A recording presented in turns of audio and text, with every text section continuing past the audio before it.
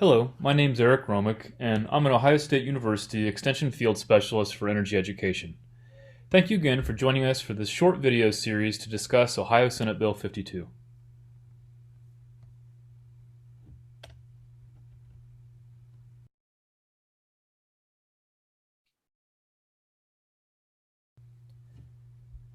As outlined in previous videos, Senate Bill 52, which becomes effective October 11th of 2021, has three core areas to the bill, including restricted area designations and local referendums, county involvement in project review process, and decommissioning plans and performance bonding requirements for project removal.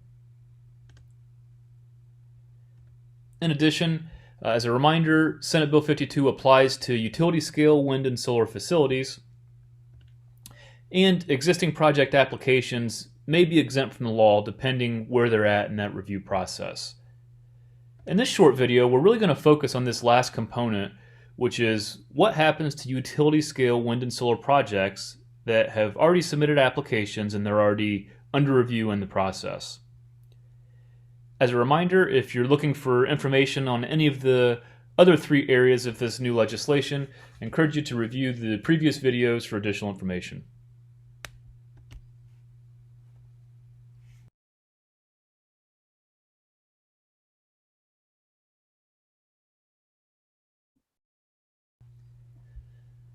The Senate Bill 52 legislation created safe harbors from the new law for projects that were already in the approval process.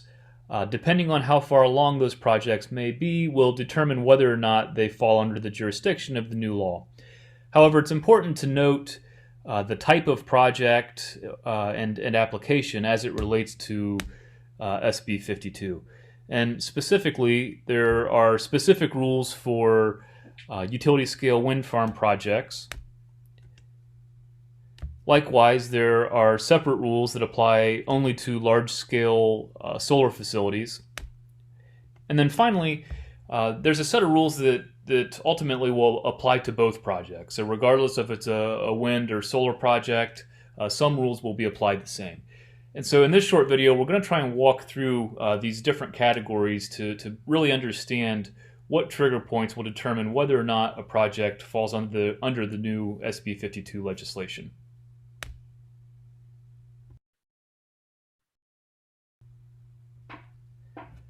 First, we're going to look at the role of Senate Bill 52 as it relates to utility-scale wind projects already in process. If a wind facility has submitted an application to the Power Siting Board, and the Siting Board has issued a letter of completeness within 30 days of the effective date of this legislation, which is October 11th of 2021, then Senate Bill 52 does not apply. However, if an application for a wind facility, which was already in process, had submitted an application to the Siting Board but did not receive a letter of completeness within 30 days of October 11th, then those projects would fall under the legislation of Senate Bill 52. Specifically, those projects would fall under county commissioner approval.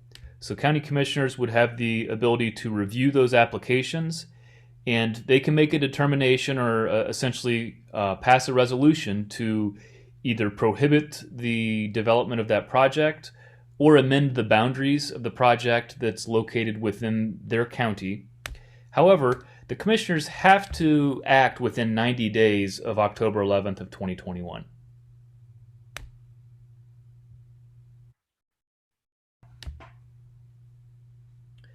Next, we're going to shift gears a little bit and look at how does SB 52 apply to utility-scale solar projects that are already in process. So for large-scale solar projects, the new law does not apply to project developers that have submitted an application to the Ohio Power Siting Board if each of these four conditions are met. So first, the Power Siting Board must have conducted their review of the application and determined that it met the requirements and issued a letter of completeness. So getting the Siting Board approval is the first step. In addition, these facilities must have submitted their proposals to PJM interconnection queue and received a queue number and a queue name in the PJM interconnection queue. In addition, the applicant must have received a completed copy of the system impact study, which is conducted by PJM. The system impact study includes kind of a detailed cost analysis or cost estimate for the system upgrades and a comprehensive development timeline. And then finally, the fourth condition that must be met is the applicant has had to at least pay the fee for the facilities for the facilities study to PJM.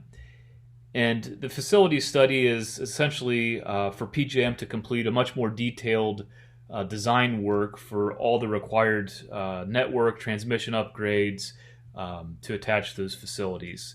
And it's important to note, as you'll see the different studies are bold printed there on the screen, those are two different studies, and so it can be a little bit complicated as you're reading through the bill. Some might think that you have to have had the system impact study and paid the fee, but in reality it's important to note that those are two separate steps. You have to have a completed system impact study and then also paid the application fee to PJM for your facilities study.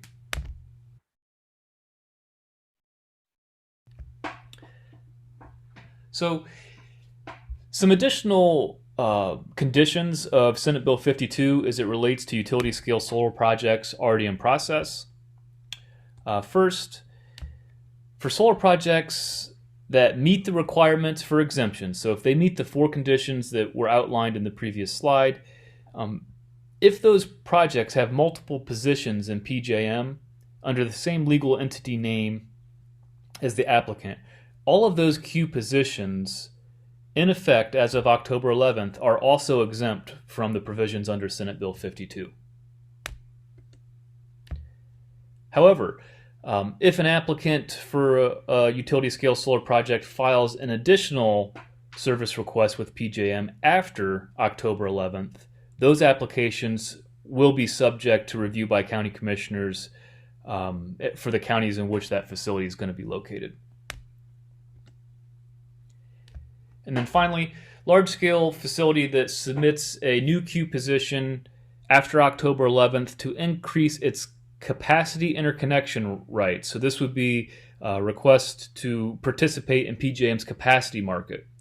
As long as these requests do not increase the facility's nameplate capacity that was submitted to the Power Siting Board in their application, those projects do not fall under the provisions of SB 52.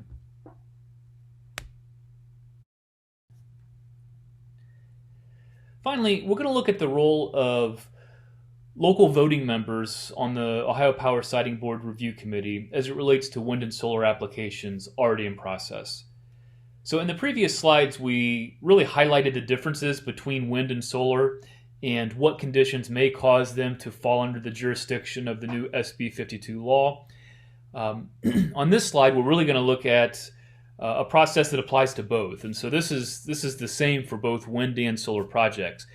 If an application for a wind or solar facility has not received a letter of completeness from the Ohio Power Siting Board by October 11th of 2021, the Power Siting Board must include the two local ad hoc voting members to represent the local area's interest as that project is being reviewed. The local ad hoc voting members, as a review, consist of the chairperson of the board of the township trustees or the township trustees designee. So they can designate someone to represent them as well. In addition, the other member is the president of the Board of County Commissioners, or the county commissioners may also designate someone to represent their interest on the Power Siting Board Committee as that project review is underway. One thing to keep in mind, if a facility is located in multiple townships, the trustees must get together and, through a vote, choose a single ad hoc representative for the township trustees. Likewise, the similar process for county commissioners. If a project rests in two different counties. The commissioners must get together and through a vote determine who is the representative of the county commissioners for that project.